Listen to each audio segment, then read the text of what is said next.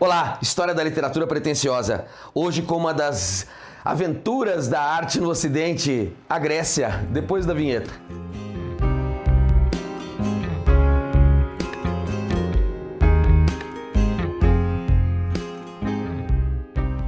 Confira na descrição outros vídeos a respeito de história da arte, Mesopotâmia, Egito, Índia, etc, etc. Não deixe de curtir nossa página e inscrever-se.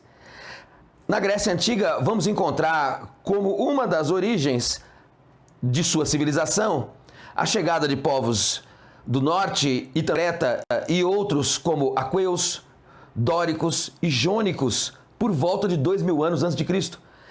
E essas figuras, esses povos vão desenvolver uma cultura própria em que pese a região do Peloponeso estar dividida em cidades-estado por conta do relevo do traço geográfico. Comunidades se desenvolveram mais ou menos independentes uma das outras, houve batalhas contra os persas, e por volta do século V, VI a.C., vamos encontrar um apogeu dessa cultura grega que vai se espalhar por outras regiões, como você vai ver no mapa. Como você pode observar, um pouco mais à direita, entre o Mar Egeu e o Mar Jônico, está o Peloponeso, a Grécia, e à sua frente, em verde também, a ilha de Creta. As demais manchas verdes indicam a expansão do Império Grego, ainda antes de Cristo. Vejam, nós vamos encontrar no começo das manifestações artísticas os registros mais antigos de antes de Cristo. Elas remontam ao século VIII, século VII a.C.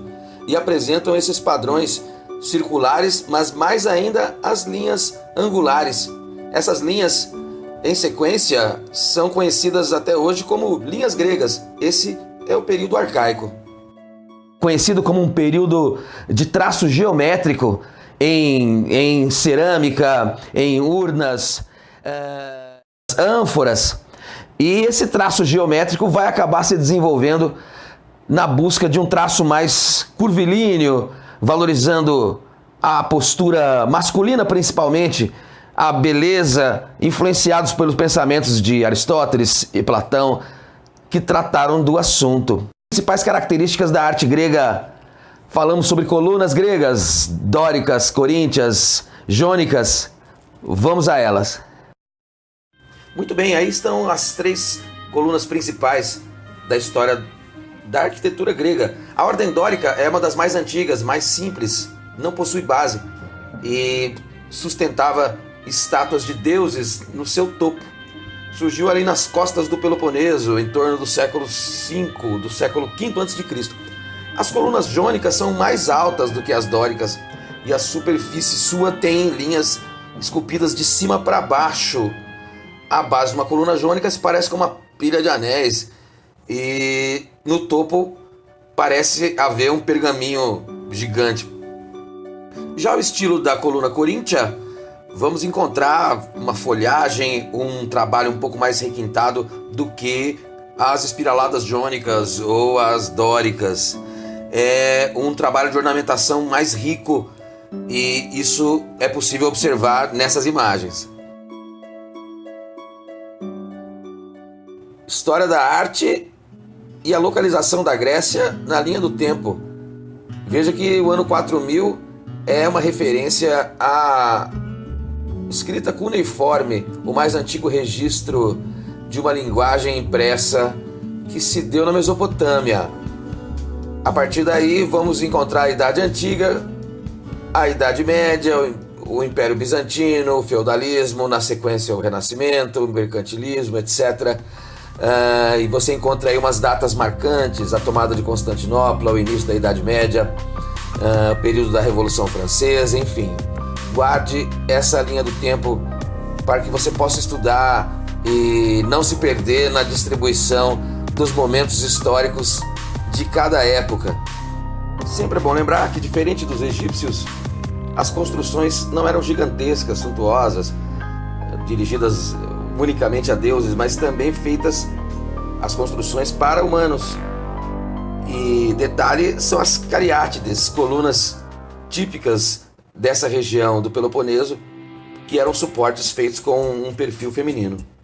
Essa é uma peça feita em madeira, 500 anos antes de Cristo, e Três coisas chamam a atenção.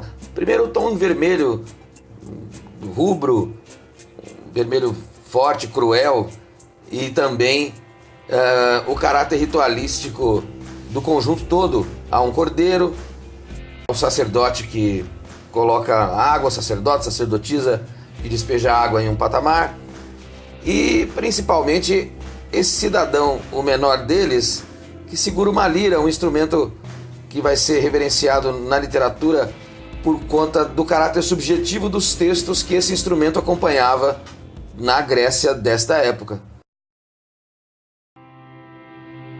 A lenda do Minotauro é uma das mais marcantes da cultura grega. A esposa do rei Minos tem um filho metade homem e metade touro, vai vendo. Aterrorizado, Minos pede a Dédalo que construa um labirinto para esquecer a criatura por lá. E para acalmar esse Minotauro, de tempos em tempos, casais eram entregues para um sacrifício, para a criatura os devorar. Aterrorizado mais ainda com tudo isso, Teseu, que é de Atenas, partiu para a ilha de Creta para vencer o touro. E foi ajudado por Ariadne, a filha do rei Minos, por quem se apaixona. Ele consegue vencer o touro e, graças à esperteza de Ariadne, ele leva um novelo de linha e desenrola esse novelo desde a entrada, e por isso ele consegue voltar. Final feliz. Vejam, a história do Minotauro envolve uma marca que já é conhecida das histórias das artes de antes da Grécia. Você que acompanhou desde a aula número 1, Cultura Rupestre, viu que um dos mais antigos registros indicam o boi, o gado. Historicamente, o animal que primeiramente foi domesticado. É o que se tem ideia. A partir daí vamos encontrar na cultura suméria, na cultura egípcia também, principalmente na cultura da Índia, essa figura do touro. Isso explica, e agora na Grécia, a história do Minotauro. Isso explica, justifica, digamos, essa adoração que existe em relação a esse animal, e que também acaba se estendendo, por conta de sua força e de sua facilidade de domesticação, na ideia da locomoção. Os carros de boi, por exemplo, foram usados durante milênios até o século XX. Por enquanto é isso. Obrigado.